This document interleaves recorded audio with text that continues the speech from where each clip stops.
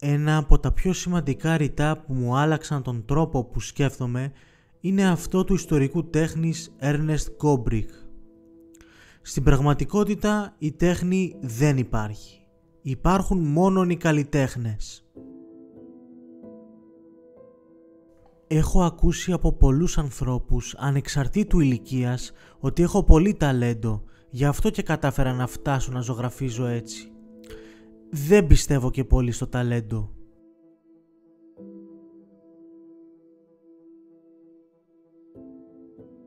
Φαντάζομαι τη μορφή του ταλέντου ως ένα γαλματάκι, με τα χέρια του να είναι έτοιμα να με σμπρώξουν προς τις πύλες για τον καλλιτεχνικό μου κόσμο.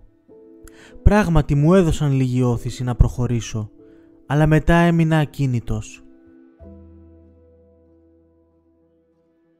Τότε εμφανίστηκε μπροστά μου μια ηλικιωμένη και ταπεινή γιαγιά. Ήταν ολιγόλογη και τολμώ να πω πως με την πρώτη μου ματιά μου φάνηκε και λίγο σκυθροπή.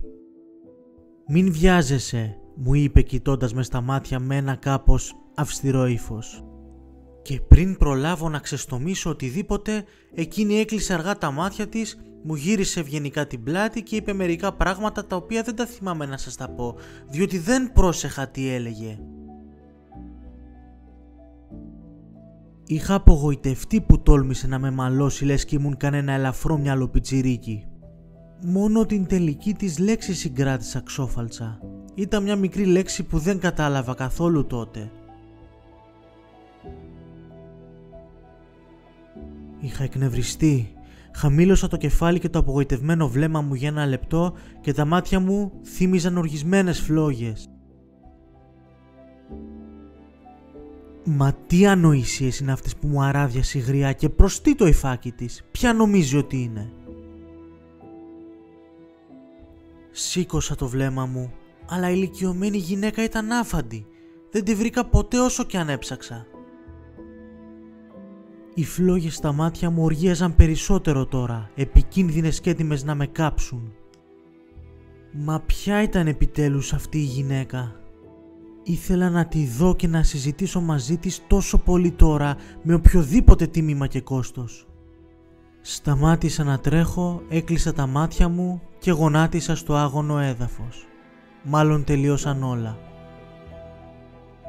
Ξαφνικά όμως, οι τελευταίες λέξεις της γιαγιάς που εξημέρωσαν τις αηδιαστικές φλόγες μου εμφανίστηκαν και χαράχθηκαν στο μυαλό μου. Ήταν μια μικρή κουβέντα, πλην όμως τίμια και δυνατή. Τότε η φωτιά από τα μάτια μου έσβησε και κατοικούσε μόνο φως τώρα πια. «Μελέτησε, μικρέ», ήταν εκείνη η ευλογημένη συμβουλή.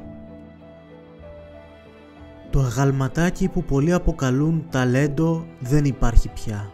Για να φτάσω στο μαγευτικό καλλιτεχνικό κάστρο που επιθυμούσα πάντα, χρειάζεται μελέτη και όχι ταλέντο.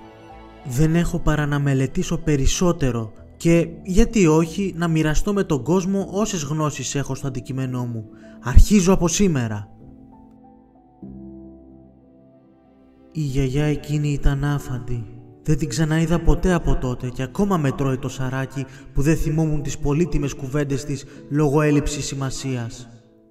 Όμως εγώ θα τη βρω μια μέρα και θα πάρω τις απαντήσεις που θέλω.